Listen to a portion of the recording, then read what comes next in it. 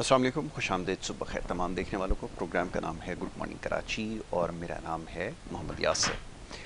नाज़रीन, programme good morning Karachi में मुख्तलिफ मामलात और मसाइल के हवाले से गुफ्तगू की जाती है। अवामी नौइयत के मामलात और मसाइल अमूमन प्रोग्राम में ज़ेर बहस आते हैं और आज भी इंशाल्लाह ऐसा ही होगा। अवामी नौइयत के मामलात और मसाइल के ऊपर गुफ्तगू की जाएगी और इसके अलावा बहुत सारी ख़बरें जो गुज़िश्ता हफ़्ते के अख्ताम तक मौसूल होती रहीं उसके हवाले से भी थोड़ी बात करना ज़रूरी है। हालात हाज़रा से हट के भी जो अफसोसनाक ख़बर गुज़िश्ता रोज़ मौसूल हुई वो टेलीविज़न और फिल्म के सीनियर आर्टिस्ट तलत हुसैन साहब के हवाले से।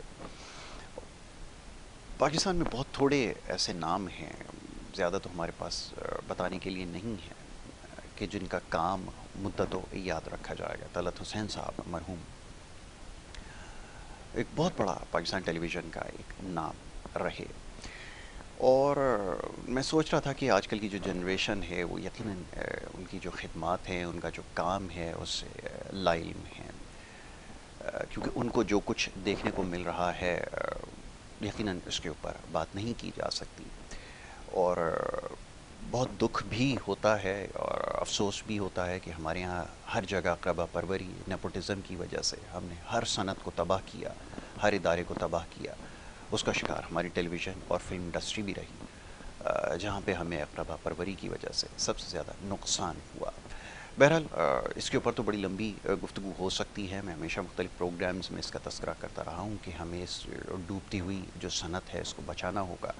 ख़ास तौर पे नेपोटिज़म की वजह से जो कुछ हो रहा है, जिन लोगों को अभी हम देख रहे हैं ना चाहते हुए, उनसे छुटकारा हासिल करना होगा, वरना ये तबाही का सिलसिला जो है वो मज़ीद बढ़ता चला जाएगा। ऐसे लाजवाल किरदार तलत हुसैन साहब ने अपनी ज़िंदगी में, अपने करियर में अदा किए कि क्या उसके बारे में बताया जाए जो लोग यकीनन देख चुके हैं। मतलब एक बहुत मशहूर एक पाकिस्तान टेलीविज़न से एक सीरियल नशर हुआ, हैदर इमाम साहब ने उसको बनाया था हमाए के नाम से, और मुझे आज भी याद है कि जो मीर मोहम्मद का किरदार आपने अदा किया वो इतना शानदार था कि उसने देखने वालों को अपने शहर में जकड़ के रखा और जब तक वो उसकी आखिरी किस्त नशर नहीं हुई तब तक लोग जो है वो उसके शहर में जकड़े रहे। और इसके अलावा ये जो तस्वीर आप देख रहे हैं इसमें किरदार आली जा का एक बड़ा मशहूर ड्रामा सीरियल नशर हुआ, कशकोल। बड़ा ही लाजवाल किरदार आपने उसमें अदा किया और वो जो आपका अंदाज़ था, आपकी अदायगी थी, आपके डायलॉग, और वो जहनों में आज भी महफूज है। और बड़े अफसोस के साथ ये कहना पड़ता है कि उसके बाद आज तक कोई ऐसा किरदार, कोई ऐसा अदाकार टेलीविज़न के ऊपर इस वक्त नहीं है जो उनकी जगह ले सके, या दूसरा तलत हुसैन कम अज़ कम हम अब नहीं ला सकेंगे। इतने सारे ड्रामे, इतने सारे सीरियल्स के मैं अभी ठीक तरह से याद भी उनको नहीं कर पा रहा। जब हम छोटे हुआ करते थे टेलीविज़न पर देखा करते थे आपका काम, तो वो जो आपका अंदाज़ था वो चीज़ अब शायद हमारे पास ना बाकी रहे। हमने उसके ऊपर नहीं काम किया, इतना बड़ा अदाकार हमारे पास से चला गया, हमने उससे कुछ सीखने की कोशिश नहीं की। और मैं मवाजना कर रहा था उस ज़माने के जो ड्रामे थे उनका और आज का। आज तो अफसोस के साथ ये कहना पड़ता है कि उनका मवाजना किसी तौर पे किया ही नहीं जा सकता। कोई जिस मेहनत और लगन के साथ और जिस डेडिकेशन के साथ आप काम किया करते थे, तलत हुसैन साहब और दीगर, शफ़ी मोहम्मद शाह साहब, बहुत बड़े बड़े और दीगर अदाकार थे, वो डेडिकेशन नज़र आती थी, वो मेहनत नज़र आती थी कि वो आज देखने को नहीं मिलती। उसकी वजह जैसे मैंने अर्ज़ किया आपसे कि नेपोटिज़म का शिकार हैं, कि जो साबिक जो अदाकार रहे, जो छोटे बड़े अदाकार थे, मुख्तलिफ ज़्यादा बड़े तो नाम नहीं थे, ताम उनके बच्चे आपको स्क्रीनों पे नज़र आते हैं और किस किस्म के काम कर रहे हैं, किस किस्म की अदाकारी हो रही है, मैं इसके ऊपर मज़ीद कुछ नहीं कह सकता। बहरहाल तलत हुसैन साहब एक बहुत बड़ा नाम पाकिस्तान फ़िल्म और टेलीविज़न इंडस्ट्री का जो हमसे रूट किया।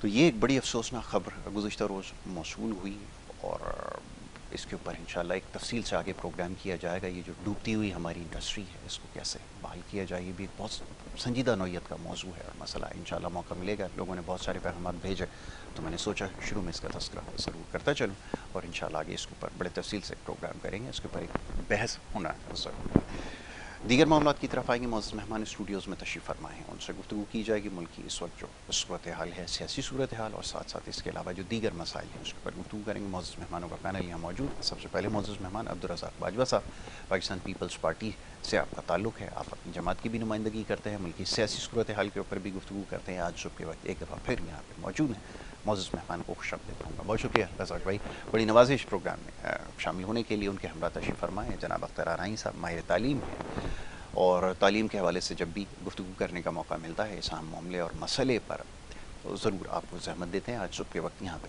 موجود ہیں, ان کو میں خوش آمدید. بہت شکریہ جناب, بڑی نوازش آپ کی پروگرام میں وقت دینے کے لیے. جناب اختر آرائیں صاحب, واجد صاحب, سیاسی صورتحال کے حوالے سے گفتگو ہو جائے, وہ خبریں اس سے ہٹ کے بھی بڑی دلچسپ خبریں جو ہیں موصول ہوتی رہی. آپ کے جو سیاسی حریف ہیں, وہ جو پہلوان ہیں, وہ یہ فرما رہے ہیں کہ اب وہ نہ کسی سے بات ہوگی, ابھی فیصلہ ہوگا کہ ڈائلاگ کس کے ساتھ کیا جائے, کس کے ساتھ نہ کیا جائے. تو مجھے بڑا تعجب ہوتا ہے, میں بڑا حیران ہوتا ہوں کہ یہ کس قسم کی سیاسی بصیرت ہے, اور کیا یہ معاملہ ہے. چلیں سیاسی حریف ہے, لیکن اس کے علاوہ سیاسی حیثیت سے, اگر ورکر کی حیثیت سے دیکھا جائے تو یہ کس قسم کی سیاست ہے. میں چاہوں گا ذرا اس پہ تبصرہ کریں, آپ کا بھی بڑا ایک دیرینہ ساتھ رہا ہے, بڑا اچھا وقت گزرا. جی فرمائیں. یاسر بھائی, میں آپ کا شکر گزار, آپ نے ہمیں انوائٹ کیا. اور دوسرا, آپ نے ایک سب سے پہلے میں سیاست سے آنے سے پہلے طلعت حسین جی صاحب ضرور کیجیے, ضرور کے کیجیے. لیے ایک 10 سیکنڈ آپ سے گزارش نہیں کروں گا, ضرور. مجھے دیں. طلعت حسین صاحب بہت بڑے ہمارے اسٹار تھے, بہت بڑے اداکار تھے, بہت بڑے فنکار تھے, اور وہ بہت بڑے انسان بھی بہت بڑے تھے. انسان. ان کی نفاست, ان کی شرافت, ان کی ہائے محبت, اور ان کے سیکھے ہوئے الفاظ, ان کا سیکھا ہوا انداز, ان کا, میں اس کے بارے میں اگر تعریف کرنے لگوں تو خاصا ٹائم لگ جائے گا. تو سب سے پہلے تو میں ان کی فیملی کے لیے, فیملی سے اظہار تعزیت کرتا ہوں. اللہ پاک ان کے درجات بلند فرمائے اور انہیں کروڑ کروڑ جنت آمین اللہ. میں جنت میں جگہ عطا فرمائے. ہمارا ملک جو ہے اب اچھے لوگوں سے محروم ہوتا جا رہا ہے. اب آپ کو محمد علی دوبارہ نہیں مل رہا, آپ کو سلطان راہی نہیں مل رہا, آپ کو طلعت حسین نہیں مل رہا, آپ کو اداکار کبھی نہیں ملے گا, کبھی نہیں ملے گا, کیونکہ آپ لوگ نرسری نہیں لگاتے ہیں. آپ لوگ بس جو ہیں انہیں ہی استعمال کر کے. اب میں تو حکومت وقت اپنی ہی حکومت سے, میں پریزیڈنٹ صاحب سے, پرائم منسٹر صاحب سے, چیف منسٹر صاحب سے گزارش کروں گا, اب جو ہمارے سینئر اداکار جو کچھ میرا خیال ہے کہ گنتی کے 2-4 رہ گئے ہیں, خدایا ان کی زندگی میں انہیں اعزازات دے دیں, انہیں عزت دے دیں. ان کے اعزاز میں کوئی ایک پرائم منسٹر ہاؤس میں تقریب رکھ لیں, لاہور میں رکھ لیں, فلم انڈسٹری میں رکھ لیں, کراچی آرٹس کونسل میں رکھ لیں, اس کا ٹکٹ فری کریں. وہاں بہت زیادہ انہیں خراج عقیدت, خراج تحسین, محبت انہیں ان کی زندگی میں, کیونکہ اب وہ اپنی زندگی کے آخری سالوں میں ہیں, کسی کا کچھ نہیں پتہ. اب دیکھیں, میں ایک تقریب میں اداکار محمد علی صاحب سے ملا, مصطفیٰ قریشی صاحب سے ملا. اب ان کی عمر بہت زیادہ ہو گئی ہے, وہ بہت بڑے اسٹار ہیں, اور ان کا تعلق بھی سندھ حیدرآباد سے ہے, اور وہ کراچی کے ہیں. اور طلعت حسین صاحب بھی کراچی سے تھے. کراچی کا ہونا اور پاکستان کا ہونا کوئی الگ چیزیں نہیں ہیں. تو میں خاص طور پہ جو گزارش کرتا ہوں کہ ان کی زندگی میں ان کو کچھ نہ کچھ, چلے ان کی جو محنت ہے, جو انہوں نے اس ملک کے لیے کی, اس وطن کے لیے کی, جو آپ دیکھیں کہ بھارت جیسے ملک میں وہ اپنے اسٹارز کو ان کی زندگی میں جو کچھ دینا ہوتا ہے نا, عزت, مرتبہ, جو بھی انہیں دینا ہوتا ہے وہ ان کی زندگی میں دے دیتے ہیں. ان کے مرنے کا یا ان کے گردے فیلئر ہونے کا وہ انتظار نہیں کرتے. ہمارے ہاں تو میں سمجھتا ہوں کہ طلعت صاحب گزشتہ کئی حصے سے کینسر کی وجہ سے آپ دیکھیں نا کہ, اور بالکل ایسے وہ گمنام ہو گئے تھے. تو مرنے کے بعد ہمیں خبر آئی ہے, ہم تو میں سمجھتا شاید وہ کہیں باہر ملک میں, لیکن میں بہت افسردہ ہوں, بہت تکلیف دہ ہوں. وہ ہمارے ملک کے بہت بڑے اسٹار تھے جس سے ہم محروم ہو گئے. کاش ہم ان سب کی قدریں ان کی زندگی میں کر لیں, چاہے وہ سینئر پولیٹیشین ہیں, چاہے وہ ایجوکیشن میں سینئر لوگ ہیں, چاہے وہ کسی بھی ادارے کے اگر کوئی اسٹار ہیں, تو خدایا ان کی قدر کرنی چاہیے. جہاں اب آتے ہیں ہم سیاست کی طرف آئیں گے. سیاست کا معاملہ تو دیکھیں جی, جو ہے جس جماعت نے انتشار پیدا کیا تھا یا کیا ہے, یا جو کہتے ہیں کہ جی ہم ہی ہیں, اور آپ دیکھیں کہ وہ آج بھی انہی سے مذاکرات کرنے کے خواہش مند ہیں. جن سے وہ کہتے ہیں کہ ہمیں انہوں نے ڈسا ہے. میں کسی کا نام نہیں لیتا ہوں. میں سمجھتا ہوں کہ تحریک انصاف کی جو باہر قیادت موجود ہے، جو ایوان میں اور میدان میں دیکھی جاتی ہے، چلیں زیادہ نہیں تھوڑی، انہیں ہوش کے ناخن لینے چاہیے، انہیں سیاسی جماعتوں کے ساتھ مذاکرات کرنے چاہیے. اور یہ کہنا کہ جی ہم نے فلاں سے مذاکرات کرنے، تو دیکھیں جی آپ نے فلاں سے تو مذاکرات کر کے دیکھ لیا، آپ نے ان کا ساتھ دے کے بھی دیکھ لیا، آپ نے ان سے محبت کر کے بھی دیکھ لی، آپ نے ان سے نفرت کر کے بھی دیکھ لی، آپ کو کیا کچھ ہوا ہے یا کیا کچھ ملا ہے، یا آپ کو کیا حاصل کر سکیں اس قوم کے لیے، وطن کے لیے، یا خود اپنی جماعت یا اپنے کارکنوں. تو جب تک سیاسی جماعتیں، خاص طور پہ تحریک انصاف، اس ہٹ درمی سے دور نہیں ہوگی، اس قسم کی گفتگو سے پرہیزگار نہیں ہوگی کہ جی ہمیں تو جو ہے وہ سیاسی مذاکرات کرنے آرمی چیف سے، آپ دیکھیں ان کی اس وقت تک کبھی کامیابی حاصل، اس سے دوسری سیاسی جماعتیں دور ہوتی جا رہی ہیں اور وہ تنہا ہو گئے، ہونے نہیں جا رہے ہیں، وہ فارغ ہو گئے. تو ابھی بھی ان کے پاس ایک راستہ ہے کہ ہم انہیں دعوت دیتے ہیں کہ آئیں سیاسی جماعتوں کے ساتھ، پہلے تو آپ سب سے دستے گریباں ہوئے سوائے فوج کے، پھر آخر میں آپ فوج کے ساتھ بھی دستے گریباں ہوئے. تو سیاسی راستہ تو نکلے گا سیاسی لوگوں میں بیٹھ کر. انہیں چاہیے کہ سیاسی جماعتوں سے اپنے رویے کی معافی مانگیں، جو انہوں نے ماضی میں جن جماعتوں پہ جو الزام تراشی کی ہے اس پر معافی مانگیں اور اپنے رویوں کو درست کریں اور سیاسی جماعتوں کے ساتھ بیٹھیں. ہم سب سیاسی، میں کسی ایک سیاسی جماعت کی بات نہیں کر رہا، ساری سیاسی جماعتیں پھر ان کے لیے راستہ بنائیں گی. اسٹیبلشمنٹ سے بھی گزارش کریں گے، جو لوگ ان سے ناراض ہیں ان سے بھی گزارش کریں گے، اور پھر ایک قوت بن کر ہو سکتا ہے کہ انہیں کچھ تھوڑا بہت کہیں کوئی ریلیف ملنے.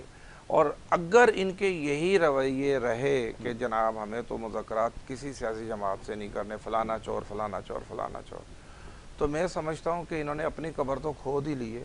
اب یہ خالی اس میں اترنے کا انتظار کر رہے ہیں. اور کبھی یہ جماعت پھل پھول نہیں سکتی ہے جب تک یہ اسٹیبلشمنٹ سے اور سیاسی جماعتوں سے معاوضہ رائے رکھ کے. آ جائیں، بیٹھیں، مذاکرات کریں، سیاسی جماعتوں سے اپنے رویے کی معافی مانگیں. یہ ملک آپ کا بھی ہے یار، یہ اس کا ٹھیکیدار کوئی خالی پاکستان پیپلز پارٹی یا نون لیگ یا فلاں نہیں ہے، آپ سب کا پاکستان ہے. ٹھیک ہے کچھ بھٹک گئے تھے لوگ، انہیں راست پہ لے آئے، اب آ جائیں دوبارہ سے پاکستان کی. اگر آپ محب وطن ہیں، اگر آپ پاکستان کے خیر خواہ ہیں، اگر آپ پاکستان کو پھلتا پھولتا دیکھنا چاہتے ہیں یا اس کی زندگی میں آپ مزید اضافہ کرنا چاہتے ہیں اس ملک کی، تو آ جائیں. مل بیٹھنے کے علاوہ کوئی چارہ نہیں ہے. چھوڑ دیں آپ جہاں دیکھ رہے ہیں اس طرف کچھ نہیں. خیر کیسے سمجھوں، خیر اگر ان کا کوئی نمائندہ ہوتا تو شاید یہ بات میں کر سکتا تھا. کبھی IMF کو خط لکھ رہے ہیں، کبھی کسی کو خط لکھ رہے ہیں، کبھی امریکہ کو خط لکھ رہے ہیں، مدد مانگ رہے ہیں. یاسر صاحب، تحریک، میں معافی چاہتا ہوں آپ کی بات کاٹ رہا ہوں. میں کہہ رہا ہوں کہ تحریک انصاف نے اور اس کے سربراہ نے اور اس کی قیادت نے وہ سب کچھ کر لیا جو وہ کر سکتے تھے. آپ دیکھیں کہ وہ پاکستان کو ڈیفالٹر کرنے جا رہے تھے، اللہ پاک نے بچایا. انہوں نے IMF کو کہا انہیں قرض مت دو، انہوں نے امریکن کو خط لکھا کہ آپ دیکھیں کہ انہوں نے کیا نہیں کیا. چلیں ہم پھر بھی کہتے ہیں کہ سب سے پہلے پاکستان، آپ اگر بھٹک گئے ہو، کچھ لوگ غلط راہ پہ چل گئے، تو ہم انہیں اچھوت نہیں کرنا چاہتے، ہم انہیں کھونا نہیں چاہتے. آج وہ اپنے رویوں کو درست کریں. آج پاکستان کی تعمیر و ترقی میں آپ بھی ایوان میں 100 کے قریب ارکان ہیں آپ کے، آپ بڑا رول پلے کر سکتے ہیں. 100 تو پاکستان پیپلز پارٹی کے بھی نہیں ہیں. آ جائیں. اور جب تک آپ سیاسی جماعتوں کے ساتھ نہیں بیٹھیں گے، جب تک آپ سیاسی جماعتوں کو اپنا نہیں بنائیں گے، آپ دیکھیں نا کہ آپ حضرت مولانا فضل الرحمان صاحب کے بارے میں آپ کیا الزام تراشیاں کرتے تھے. آج آپ سب سے جو ہے نا زیادہ قدموں میں آپ مولانا صاحب کے میں بیٹھے ہیں. پاکستان کی غلیظ ترین زبان اور القابات بہت ان کے ساتھ تو بڑی زیادتی کی. مولانا صاحب بہت قابل احترام ہے، بہت ہم ان سے، کیونکہ وہ ایک علماء بھی ہیں ہمارے ملک کے. ٹھیک ہے سیاسی اختلاف، کل وہ ہمارے ساتھ تھے، آج نہیں ہے، کل پھر آ جائیں گے. لیکن جو رویہ تحریک انصاف نے، جو تربیت اپنے نوجوانوں کو، اپنی پارٹی کو، اپنے MNAs MPs کو، آپ دیکھیں کہ ایک ہی چیف منسٹر ہے اب امین گنڈا پور. آپ دیکھیں اس کی آواز دیکھیں، اس کا انداز دیکھیں، لوفروں والا. میں ٹی وی پہ کہہ رہا ہوں لوفروں والا، جو ایک محلے کا غنڈہ نہیں ہوتا، وہ جو کوئی منشیات چھوٹی موٹی بیچتا، اس یہ چیف منسٹر ہے. آپ نے کے پی کے کی عوام کے ساتھ کتنا ظلم کیا. آپ نے تیسرا چیف منسٹر دیا, تینوں ہی نمونے دیا اور آخر والا تو آپ نے حد کر دی. تو میں سمجھتا ہوں کہ آپ کو رول ماڈل دینا چاہیے. آپ کا جس طرح کا منشور تھا, آپ جس طرح کہتے تھے پاکستان کی خوبصورت بنانے کے لیے, غربت کے خاتمے کے لیے, تعلیم کے ایک نفاذ کے لیے, پولیس کا نظام درست کرنے کے لیے, ہیلتھ کا نظام اچھا کرنے کے لیے, گورنر ہاؤس کی دیواریں گرانے کے لیے, پرائم منسٹر ہاؤس کو یونیورسٹی کا درجہ دینے کے لیے, 1 کروڑ نوکریاں دینے کے لیے, 50 لاکھ گھر بنانے کے لیے, کہاں گئی تمہاری وہ باتیں؟ یہ گنڈے آپ لا کے مسلط کر رہے ہو جو کہتے اوئے اوئے دوئے دو, یہ لینگویج ہے, یہ میسیجز دے رہے ہیں. تو آپ کے پاس ابھی بھی راستہ ہے. آپ کے پاس آج بھی کے پی کے کی بد نصیب قوم کی چابی آپ کے ہاتھ میں. مت کرو ان کے ساتھ. وہاں بنائیں یونیورسٹیاں, وہاں بنائیں ہاسپٹل, وہاں بنائیں وہ جو کوچز بسز چلائیں, وہاں بے روزگار. آپ دیکھیں پورا کے پی کے علاج کے لیے کراچی آتا ہے, بالکل ایسا ہی,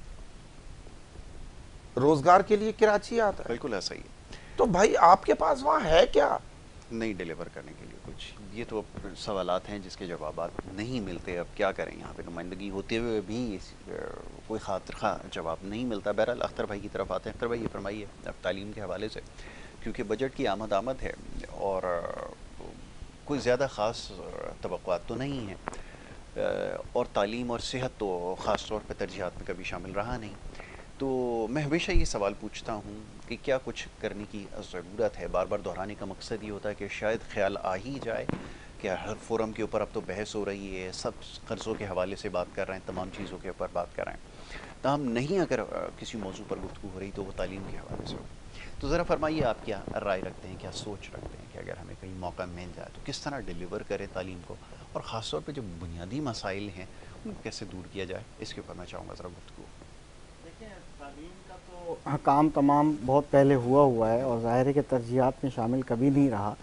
اور اگر پچھلے دنوں میں دیکھیں پرائم منسٹر صاحب نے فرمایا تھا کہ ایمرجنسی نافذ کی جائے گی اور کی جا رہی ہے, اور بجٹ جو ہے اس کی بڑھائی جا رہی ہے. ہم اگلے 4 سالوں کے اندر اس کو 5% تک لے کر جائیں گے. تو اب یہ دیکھتے ہیں کہ اس سال بجٹ کتنی انکریز کرتے ہیں ایجوکیشن کے اوپر, اور پھر صرف بجٹ انکریز کرنا نہیں ہوتا, اس پہ مختلف پروجیکٹ لے کر آنا ہوتا ہے, اس کی امپلیمنٹیشن ہوتی ہے, اس پہ عمل درآمد ہوتا ہے تاکہ قوم کو کچھ ڈیلیور ہو. اور ہمیشہ اللہ تعالیٰ ہمیں مسلمانوں کو اور ہمیں پاکستانیوں کو بھی خاص طور پہ موقع دیتا ہے, انڈیویجولی بھی دیتا ہے اور بڑے لیڈران کو بھی دیتا ہے کہ وہ ڈیلیور کریں. اور ہم ظاہر ہے کہ ایز اے انڈیویجول بھی, ایک چھوٹا سا بندہ بھی ہے, اس کو اپرچونیٹیز ملتی رہتی ہیں مگر ہم اپرچونیٹیز کا فائدہ نہیں اٹھاتے. سملرلی ہمارے لیڈران جو ہیں ان کو بھی موقع ملتا ہے, سیاستدانوں کو بھی موقع ملتا ہے, مگر وہ ڈیلیور نہیں کر پاتے. تو اب ہماری ریکویسٹ یہ ہے کہ اب آپ کیا پلان ہے آپ کے پاس, آپ ڈیلیور کریں. ٹھیک ہے, اب دیکھا جائے تو ابھی بھی ایگزامس جیسے ابھی بھی سندھ کے اندر کراچی بورڈ کے جو ہیٹ کی وجہ سے انہوں نے پوسٹ پون کیے تھے, اس کے ابھی اس کا آغاز ہے, اور انٹرمیڈیٹ کا بھی ابھی آغاز ہو رہا ہے. تو بلکہ اب کیا تعلیم کے معیار کو کیسے بلند کرنا ہے یہ سب سے بڑی بات ہے. اور اس دور میں, جس دور میں اب ٹیکنالوجی عروج پر آ گئی ہے, اب کوئی ایسا شارٹ کٹ نہیں ہے جو ہمیں ٹیکنالوجی کی طرف لے کر جائے. اگر لے کر جائے گا تو اس وقت ہم تیار نہیں ہیں اس کے لیے. اب ہمارے ظاہر ہے کہ جو ڈیٹا بیس اب یونیسیف نے شیئر کیا ہے, جو کہ ظاہر ہے کہ ایک ٹرو ڈیٹا ہے, آؤٹ آف اسکول بچے ہی 2 کروڑ 62 لاکھ ہیں. 2 کروڑ 62 لاکھ اسکول سے آؤٹ آف اسکول ہیں, ان کو لے کر کیسے آنا ہے, اور یہی وہ ہیں کل بڑے بنیں گے. تو ہمارے پاس کوئی پلان نہیں ہے, نہ ہی آؤٹ آف اسکول بچوں کو لانے کا ہے. جو آلریڈی اسکولز کے اندر ہیں ان کے پاس غیر معیاری تعلیم دی جا رہی ہے. جو آپ کے پاس گورنمنٹ سیکٹر میں انرولڈ ہیں وہاں پر ابھی بھی بلیک بورڈ ہیں, اور ابھی بھی گوسٹ اسکول ہیں, ابھی بھی بس کام چلاؤ معاملات ہیں سارے. تو ٹیکنالوجی آ گئی, اے آئی آ گئی. ابھی لاسٹ 2 دن 4 دن پہلے میرے ہی اسکول کے اندر ایک بچہ, چھوٹا سا کنڈر گارڈن کا بچہ, وہ ایک ٹیچر کے ساتھ بیٹھ کے تھوڑی سی دیکھیں اللہ تعالیٰ کیسے ٹیلنٹ دیتا ہے. وہ ایک پوئم بنا رہے تھے, کیونکہ کریٹیوٹی پہ کام ہوتا ہے ہمارے اسکول کے اندر. ظاہر نیو جنریشن اسکول سسٹم جو ہے وہ یہی چاہتا ہے کہ نئی نسل کو ایسی تعلیم دی جائے جس میں وہ فکر کرے, غور کرے, کریٹیو تھنکنگ ہو. وہ بچہ دوسرے کو کہتا ہے سنو سنو آئی. اب سمجھو چھائی. تو وہ بچہ ایسے ہی جملہ بول رہا ہے. تو مقصد یہ ہے کہ آرٹیفیشل انٹیلیجنس آپ کے موبائل میں ہر ایپ میں موجود ہے. اب یہ 2024 ابھی اینڈ نہیں ہوا سر. ٹیکنالوجی کہاں جا رہی ہے؟ ابھی تو اس کی سٹیج 1 ہے. تو آگمنٹڈ ریئلٹی آ رہی ہے. ہمارے کلاس روم میں ٹیکنالوجی نہیں ہے, کالے بورڈ ہیں اور وہ بھی بیکار ہیں. تو وہ 2,62,000 میں کچھ اور بھی پلس کر لے, وہ بھی پلس کر لیں, جن سے جا کے اگر میڈیا کے لوگ سوال پوچھتے ہیں بچے سے تو اس کو اسپیلنگ نہیں آتی, بالکل ایسے ہی, اور ٹیچر کو بھی نہیں پتا ہوتا. ایسے ہی جو ٹیچر بیٹھ گئے, جو گورنمنٹ سیکٹر کے ٹیچر پریس کلب کے سامنے احتجاج کرتے ہیں, جب وہاں سے ان سے انٹرویو لیتے ہیں تو بیچاروں کو کچھ آتا نہیں ہوتا. بالکل ایسے ہی. تو بات یہ ہے کہ جب ہمارے ملک کا یہ حال ہے تو آپ وہ بجٹ لگائیں گے کہاں؟ تو اس میں بڑی ایمرجنسی, ریئل میں ایمرجنسی نافذ کرنے والی ہے کہ ٹیکنالوجی سر پہ کھڑی ہے. جو پچھلے 20 سالوں میں ترقی ہوئی ہے, اگلے 5 سالوں میں آپ دیکھ لیجئے گا مصنوعی ذہانت بہت بڑا ریولیوشن لانے والی ہے. میں ہمیشہ کہتا ہوں کہ جب پڑوسی ملک جو ہے وہ ہماری بجٹ کو ٹکر دیتا ہے صرف آئی ٹی ایکسپورٹ کے اندر, تو کیا ہمارے نوجوان کسی سے کم ہیں؟ اور وہ شارٹ کورسز کر کے کوشش تو کر رہے ہیں بیچارے, مگر وہ اس کو جب تک پیچھے سے پوری پالیسیز ایسی نہیں ہوگی جو ان کو سپورٹ کریں, ان کی ہیلپ آؤٹ کریں. کیا آپ ہارڈ ویئر پہ کیا آپ کسٹم فری کر دیا آپ نے؟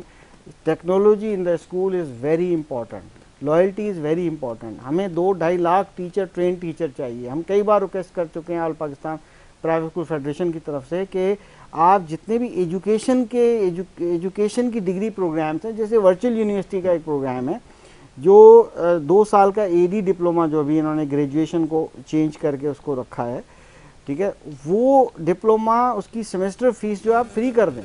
جو ایجوکیشن میں ٹیچر ٹریننگ لے گا اس کے لیے فری ہے. بالکل ٹھیک ہے. اگر آپ وہ فری کر دیں, گورنمنٹ اب اتنی بجٹ کرتی ہے, اس بجٹ کو وہاں رکھیں تاکہ ٹرین ٹیچر ہوں. اس وقت ٹرین ٹیچر کی بہت زیادہ شدید ضرورت ہے, اور ٹیچرز اس وقت جاب کرنا نہیں چاہتے. جو انٹرینڈ آتے تھے اب وہ بھی جاب نہیں کرنا چاہتے. ٹھیک ہے. اب وہ چاہتے ہیں کہ اس فیلڈ کو چھوڑ دیجئے کیونکہ اس میں رسپیکٹ نہیں ہے. اچھا اختر بھائی, ابھی اس کے اوپر گفتگو جاری رکھتے ہیں, بلکہ اور بھی چند سوالات ہیں جو ایگزامینیشن کے حوالے سے اور جو لوگوں کے کنسرن ہیں اس کو بھی ایڈریس کرنے کی ضرورت ہے. ذرا اس پہ بھی بات کر لیتے ہیں. ایک بریک کے لیے کہا جا رہا ہے, ایک چھوٹی سی بریک ہے, بریک کے بعد واپس آتے ہیں, گفتگو جاری رکھیں گے. آپ دیکھتے رہیے ہمارا پروگرام.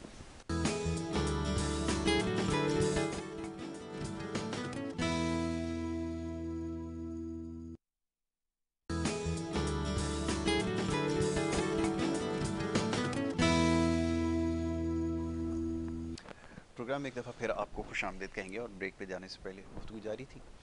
اختر آرائیں صاحب تشریف فرمائیں, اور ان سے بات ہو رہی تھی ایجوکیشن کے حوالے سے. یہ معاملہ تو ایک طرف یہ بنیادی تعلیم کے حوالے سے اور ٹیکنالوجی کے استعمال کے حوالے سے آپ نے بات کی.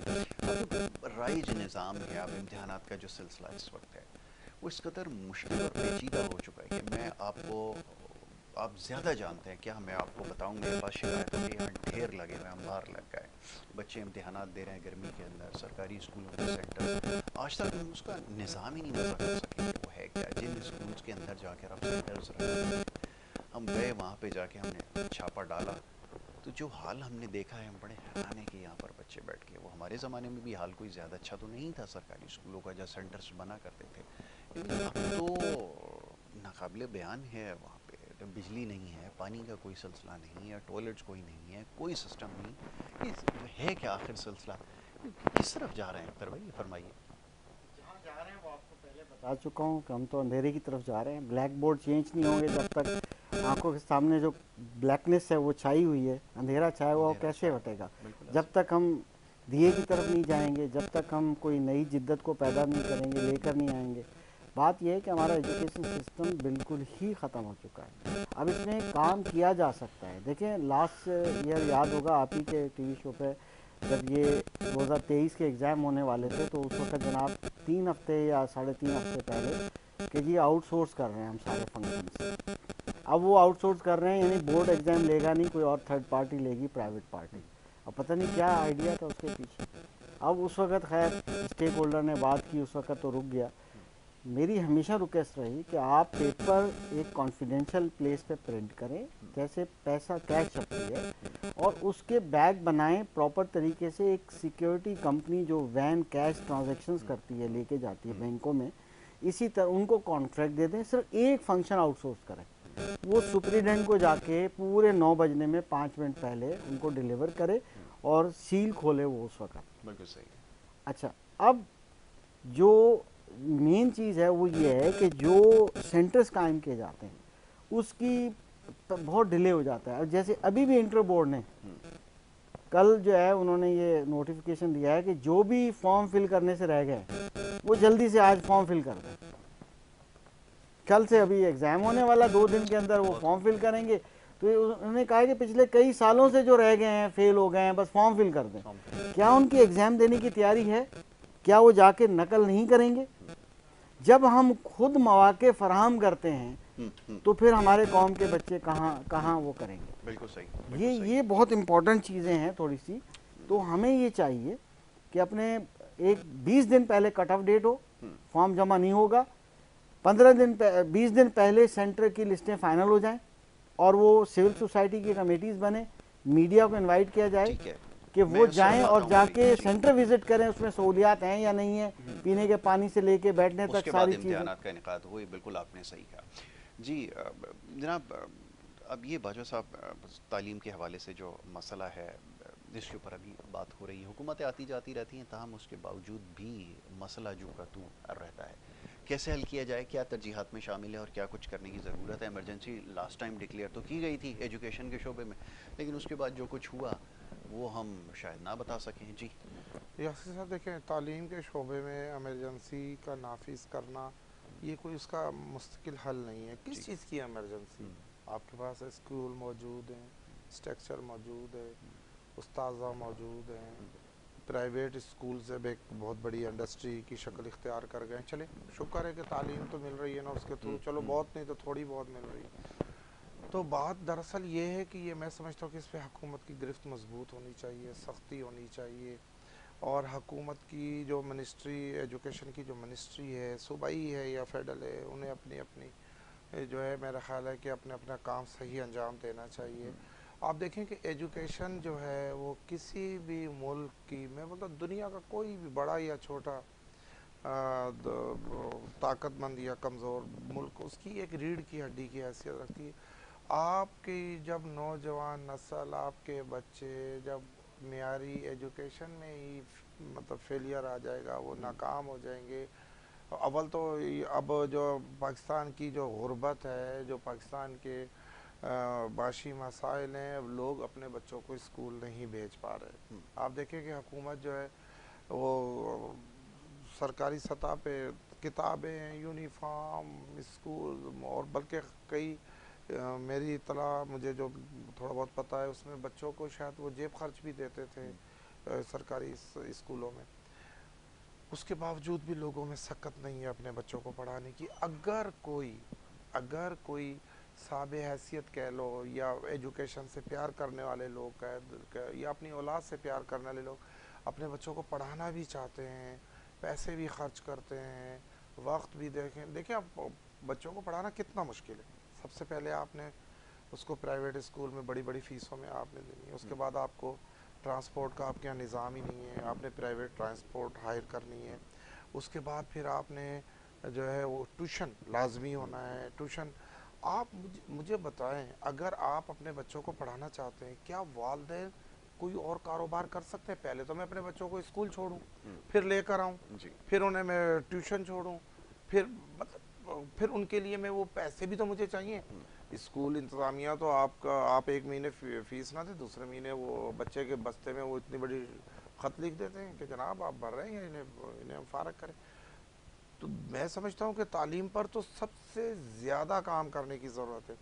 میں چیف منسٹر صاحب سے بھی گزارش کروں گا, حالانکہ ہمارے جو ابھی ایجوکیشن منسٹر ہیں وہ بیچارے بہت کافی کوششیں کر رہے ہیں, اور اس پر جو ہے بڑی مطلب آوازیں بھی اٹھ رہی ہیں. اب دیکھیں یہ کون سا, یہ تو ہم بھی آخری اسکولوں میں پڑھیں, سرکاری اسکولوں میں پڑھیں, ہم بھی سرکاری کالجوں میں پڑھیں, لیکن یہ جو 5-7 سالوں سے یہ لیک والی جو ایک کہانی باہر آ گئی ہے جناب, پرچہ لیک ہو جاتا ہے.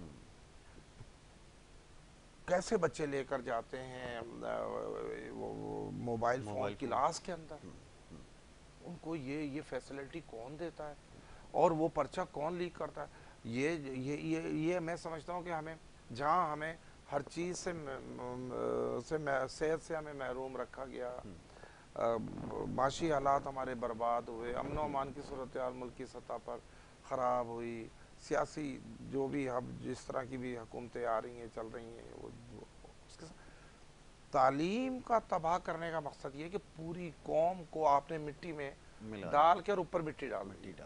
تو میں سمجھتا ہوں پرائم منسٹر صاحب کو, چاروں چیف منسٹر صاحب کے ساتھ بیٹھ کر کے تعلیم پر خاص توجہ دینی چاہیے.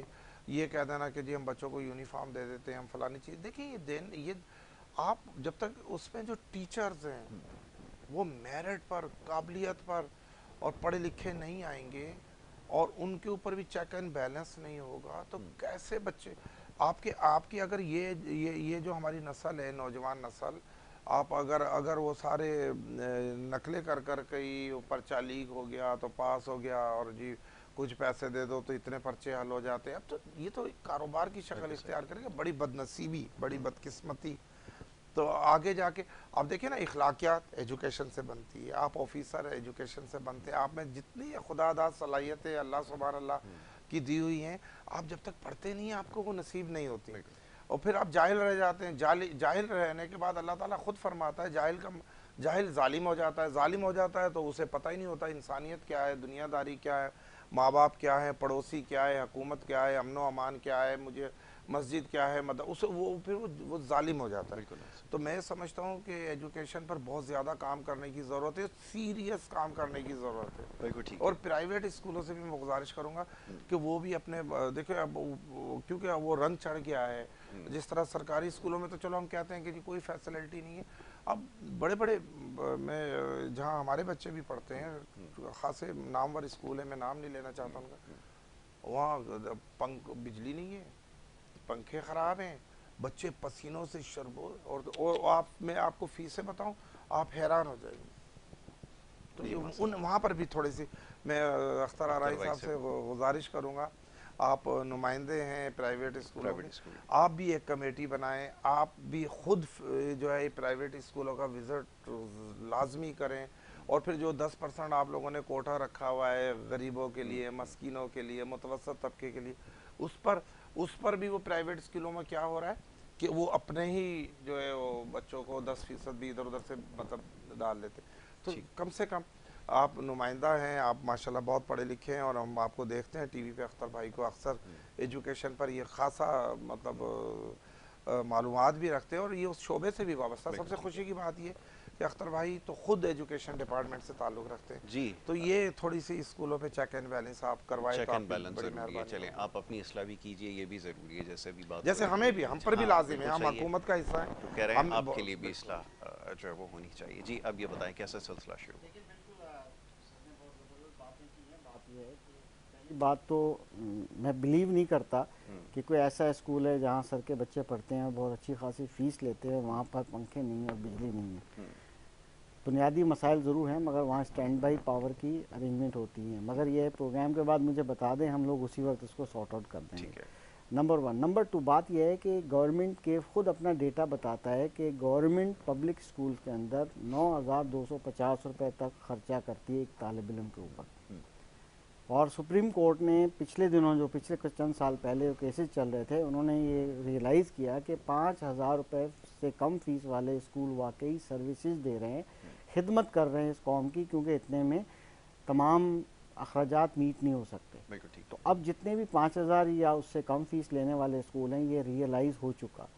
گورنمنٹ کیونکہ 9,250 خرچ کرتی ہے اپنی ڈکلیریشن کے مطابق. اب مجھے بتائیے کہ کیسے پاسبل ہے کہ 2, 4, 5,000, 10,000 کے اندر 6, 7, 8,000 تک تعلیم اتنی اچھی دی جا سکتی ہو. بات یہ ہے پھر بھی ہمارے اسکول ایسے ہیں کہ وہاں ساری چیزیں موجود ہیں اور تعلیم دے رہے ہیں. ذرا تھوڑی دیر کے لیے پرائیویٹ اسکولوں کو, پرائیویٹ کالجز کو, پرائیویٹ یونیورسٹیز کو مائنس کر دیں, پاکستان کہاں کھڑا ہوگا؟ بات یہ ہے کہ ہمیں اس بات کا احساس ہونا چاہیے. بھٹو صاحب بہت اچھا ویژن لے کر آئے تھے, انہوں نے نیشنلائز کر دیا سب کچھ اور چاہا کہ یہ گورنمنٹ کی ذمہ داری ہوگا, مگر ان کو بس موقع نہیں ملا, نہ موقع دیا گیا, اور وہ پھر نہیں ہو سکا. پھر اس کے بعد جو ضیاء-الحق صاحب, اس کے بعد میں پھر انہوں نے دوبارہ پرائیویٹائز کر دیے اور پھر گورنمنٹ بے بس نظر آئی. اس وقت جو مسئلہ یہ ہے کہ پرائیویٹ سیکٹر کے بغیر آپ کچھ کر ہی نہیں سکتے.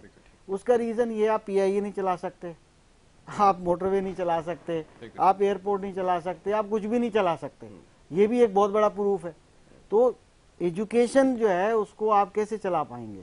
تو لہٰذا پرائیویٹ تعلیمی اداروں کو کام کرنے دیجئے، وہاں معیار قائم کرنے دیجئے اور ان کو، تاکہ مگر وہ کہاں سے غریب عوام پیسے دے. سر نے بالکل کہا کہ اس وقت تو 2 روٹی کمانا جو ہے بڑا مشکل ہو گیا ہے، کیونکہ مسائل تو معاشی ہیں، مہنگائی نے اتنا پریشان کر دیا ہے کہ فیسیں نہیں دے پا رہے ہیں، 2-4 ہزار بھی فیسیں نہیں دے پا رہے ہیں. تو یہ اسٹیٹ کی ذمہ داری ہے آرٹیکل 25A کے مطابق، مگر اسٹیٹ ابھی بھی کچھ نہیں کر پا رہی. تو اب ٹیکنالوجی کی جو میں بات کر رہا تھا، جو میں کروں گا، وہ بہت امپورٹنٹ ہے. اس وقت وہیں آ کے بات کھڑی ہو گئی، یہی ٹیکنالوجی ہے. اب اگر آپ دیکھیں گے یہی ٹیکنالوجی پیپر سالو کر کے دے رہی ہے. آپ صرف ایک اس کو پیپر دکھا دیں، تصویر چاہے PDF ہو، تصویر ہو، اس کو خود بخود ڈیکوڈنگ کر لیتی ہے، خود بخود اسی چند سیکنڈ کے اندر آپ کو اس کا سالوڈ پیپر دے دیتی ہے. اسی لیے بچے چاہتے ہیں موبائل ہمیں اجازت ہو ہم لے جائیں. اور دیکھیں وہیں آگے راستے مل گئے. جب پہلے ذہن سازی ہو چکی، ہمارے طالب علم کتاب اٹھانا نہیں چاہتے، پڑھنا نہیں چاہتے، ٹیکنالوجی کا مثبت استعمال کرنا نہیں چاہتے. اب ٹیکنالوجی تو آ گئی ہے، کبھی بھی ٹیکنالوجی خراب نہیں ہوتی، اس کا استعمال خراب ہوتا ہے. مگر کیونکہ سب لوگ خراب استعمال کرنا چاہتے ہیں، ہوا کا ہوا بگڑا ہوا ہے، تو اب ہم اس کو کیسے روکیں گے؟ آپ نے 144 بھی لگا کے دیکھ لیا، آپ نے اس پہ عمل کیا؟ بھائی عمل کرنا پڑے گا. آپ کو بورڈ کے ایگزامس لیں، آپ کم از کم پہلی سٹیج اس کو آؤٹ سورس کریں. پرائیویٹ سیکٹر کے بغیر آپ سے PIA نہیں چلی، ٹھیک ہے؟ اور اب کیا بتاؤں دوبارہ سے، آپ کو ایک سٹیج آؤٹ سورس کر کے کم از کم پیپر کی ترسیل سیکیور کر دیں، تاکہ قبل از وقت پیپر آؤٹ نہ ہو اور اس کا سالو ورژن جو ہے وہ سوشل میڈیا پہ وائرل نہ ہو. اس کے بعد بچے کو یہ لگے گا کہ ہاں بھائی کچھ پڑھ کے جانا پڑے گا. تو اس طرح سے کچھ پاسبلٹیز ہیں. جہاں تک پرائیویٹ سیکٹر ہے اس کے اندر ٹیکس فری کر دیں. آپ ہمارے KSE کے بل دیکھیں، مجھے یاد ہے 2002 کی بات ہے. 2002 میں جب پرویز مشرف صاحب نے گورنمنٹ بنائی تھی، ایک بلوچستان کی فیڈرل منسٹر تھی، تو زبیدہ جلال صاحبہ نے وہاں ایک کابینہ کی کوئٹہ کی میٹنگ ہے، اس میں انہوں نے پالیسی فائنل کی تھی کابینہ نے، اور اپروو ہوئی تھی. اس کے بعد آگے کہ جی یوٹیلیٹیز بل ہم جو ہے تقریباً ختم کر دیں گے یا ہم ریزیڈنشل ریٹ پہ دیں گے. وہ اس کا پورا ایک ڈرافٹ موجود ہے. تو اس پالیسی کے تحت ہمیں 10% دینا تھا، ورنہ جنیوا کے مطابق جو ہمارا ایک پراپر سائن ہے گلوبل ایک ڈاکومنٹ، بزنس مین کو بزنس کرنے دینا ہے. آپ نہیں کہہ سکتے کہ آپ 10% فیس کم کر دیں. آپ جائیے کسی دکاندار کو بولیں نا کہ آٹا آپ دے دیں کم میں، جتنی اس کی کاسٹ ہے، اگر 9,250 روپے آپ کی کاسٹ ہے، تو کیا پرائیویٹ اسکول کی کاسٹ نہیں ہوگی؟ کیسے پرائیویٹ اسکول اچھی سیلریز دے پائے گا؟ اسی لیے تو اچھی سیلریز نہیں دے پاتا، مگر جہاں دیتا ہے وہاں بہت اچھی سیلریز بھی دیتا ہے. تو بات یہ ہے کہ یہ اوور آل بہت سے باتیں ہیں، بات جو کریں گے اس کا جواب میرے پاس موجود ہے. آپ کیسے ہم ایک اسکول 5,000 میں 2,000 میں 3,000 میں جو کام کر رہا ہے بیچارہ، وہ خدمت کر رہا ہے، گورنمنٹ کا دایاں بازو ہے، خدا را اس کے ساتھ ٹیکسز ویو کر دیجئے. کم از کم 5,000 تک والوں کے لیے ٹیکسز ویو کرے. انڈائریکٹ ڈائریکٹ اتنے ٹیکسز لگے ہوئے ہیں کہ اس ٹیکسز کا نام نہیں ہے. وابڈا کے اندر آپ دیکھیں جی یہ فلاں ٹھیک ہے ود ہولڈنگ ٹیکس، اب اس کے علاوہ آپ نے لگا دیا جناب X tax, Y tax, further tax, extra tax. بھائی نام تو اس کے رکھو، کچھ اس کے نام تو رکھ لو. اب آپ لکھو گے آکسیجن ٹیکس، اب سورج کا ٹیکس تو لگانے والے ہو آپ، وہ بھی دینا پڑے گا تعلیمی اداروں کو کہ جی سولر لگا لیا اسکول والوں نے، اب جناب سورج کا ٹیکس دے دو، روشنی کا ٹیکس. کل کو آپ ہم سے پانی کا ٹیکس مانگو گے، کل کو کہو گے بچوں کا ہوا لگ رہی ہے، پنکھا تو جو ہوا دے رہا ہے، اتنی مہنگی پنکھا ہوا دے رہا ہے، وہ اس سے آکسیجن بچوں کو مل رہی ہے، آپ کہو گے کہ جو بچے انہیل کر رہے ہیں اس پہ بھی ٹیکس دو. تو بھائی اتنے انڈائریکٹ ٹیکسز لگا دیا ہماری عوام کے اوپر، تو عوام جائے تو جائے کہاں؟ آپ بتا دیں، سولوشن بتا دیں، ہم وہ کر لیتے ہیں. ہم تو آپ کے تابع ہیں، ہم اوبیڈینٹ سویلائز سٹیزن ہیں، ہم تو آپ کے ساتھ ہیں، گورنمنٹ کے ساتھ ہیں. اگر تباہ کرنا ہے اپنے آپ کو، ہم تباہ کر لیتے ہیں. تو لہٰذا کچھ تو کچھ رحم دلی کیجئے. تعلیم کے لیے کم از کم 2 لفظ بچہ پڑھ جائے، اور آنے والے، کیونکہ آرٹیفیشل انٹیلیجنس اور آگمنٹڈ ریئلٹی اگلے 3 سال میں آ رہی ہے سر، یہ ہمیں ریپلیس کر رہی ہے. ہمارا برین، یعنی ایک یاد ہوگا کہ پہلے مجھے خود نمبر یاد رہتے تھے، کیونکہ میری ایج 60+ ہے، تو ہمیں نمبر یاد رہتے تھے، ہم نمبر ڈائل کر لیتے تھے کہ اس کا نمبر اس کا. اب ہمیں اتنا اپاہج بنا دیا اس ٹیکنالوجی نے کہ مجھے تو بڑی مشکل سے اپنی وائف کا نمبر یاد ہے، اس کے علاوہ کوئی یاد ہی نہیں ہے، سیو ہوتے ہیں. اب AI بھی ایسے ہی کرنے والی ہے کہ ہمارا کام کرے گی. ہمیں آفس میں لوگ کم چاہیے ہوں گے, ہم اس کو صرف وائس میسج دے دیں کہ جی مجھے یہ لیٹر بنا دو, وہ بنا دے گی. اس کو مجھے کچھ کام نہیں کرنے آتا, اس کو میں کہتا ہوں کہ جناب یہ مجھے یہ کاروبار کرنا ہے, مجھے پوری فیزیبلٹی بنا دو, وہ بنا دیں گے. آپ کو کنسلٹنٹ نہیں چاہیے, آپ کو ایڈوائزر نہیں چاہیے. تو ریپلیس ہو رہا ہے, ہیومن ریسورس ریپلیس ہو رہی ہے. تو ہمارے بچے پہلے ہی بے روزگاری ہمارے ملک میں اتنی زیادہ ہے, اتنی زیادہ بے روزگاری ہے کہ یقین کرو جو ہمارے پاس اوسط طبقے کے لوگ ہیں بیچارے وہ 2 ٹائم جاب بھی کر رہے ہیں, 2-4 گھنٹے بائکہ چلا رہے ہیں یا ڈیلیوری کر رہے ہیں. ٹھیک ہے, دنیا میں ہیں, اوبر چلا رہے ہوتے ہیں نا لوگ پرائیویٹ کار میں, امریکہ یورپ. بات یہ ہے کہ پیسہ کمانے کے لیے. اب یہ اپنی جو نسلوں کو پڑھا رہے ہیں, ان کے لیے تو جابز کے مواقع ہی نہیں ہوں گے. ہم بدقسمت ملک ہیں کہ ہم ایم بی اے کی ڈگری دلواتے ہیں تو ہم نوکر بنا رہے ہیں, کیونکہ غلام قوم ہے نا, ہمیں غلامی ہی سکھائی گئی ہے کہ ماسٹر ان بزنس ایڈمنسٹریشن بندہ اپنا بزنس کرنا نہیں سیکھ رہا, وہ چاہ رہا ہے کہیں سے مجھے نوکری مل جائے. جب ہماری مائنڈ سیٹ ایسا ہوگا, وہ بچہ بیچارے کا, ایک غریب جو اوسط طبقے کا ایک اسکول میں پڑھا رہا ہے, وہ کل کو میٹرک انٹر کے اندر ووکیشنل ٹریننگ ہونی چاہیے. ووکیشنل ٹریننگ, ٹیکنیکل ٹریننگ, اس پہ ہم نے کام کیا. آل پاکستان پرائیویٹ اسکول فیڈریشن نے پرپوزل دی ہیں کہ ہم آفٹرنون اپنے ہی اسکولوں میں دوپہر کے بعد کلاس روم خالی ہوتے ہیں, ہمیں صرف سپورٹ کر دیں, مورل سپورٹ چاہیے, اور ہم اس کے اندر بچوں کو کچھ نہ کچھ چیزیں سکھائیں گے. کمپیوٹر لیب ہوتی ہے, ہم I T courses XYZ courses کرائیں گے. میٹرک بچہ پاس کر کے نکلے تو اس کے پاس ووکیشنل اسکلز ہوں, تاکہ وہ بیٹھ کے غلام نہ بنے اور بائکہ نہ چلائے, ڈیلیوری بوائے نہ بنے. یہ سب سے زیادہ ضروری ہے. ٹھیک ہے جی, اس کے اوپر بات ہوگی انشاءاللہ, اور یہ وقت کی ضرورت بھی ہے. میں بڑا شکر گزار ہوں جناب اختر آنائی صاحب کا, جناب عبدالرزاق باجوہ صاحب کا, دونوں معزز مہمان یہاں پہ تشریف لائے اور تعلیم کے حوالے سے اور دیگر معاملات پر گفتگو کی ہے. انشاءاللہ سلسلہ آگے جاری رہے گا. بریک کا وقت ہو رہا ہے, بریک کے بعد دوسرے سیگمنٹ کی طرف بڑھنا ہوگا. آپ دیکھتے رہیے پروگرام گڈ مارننگ کراچی.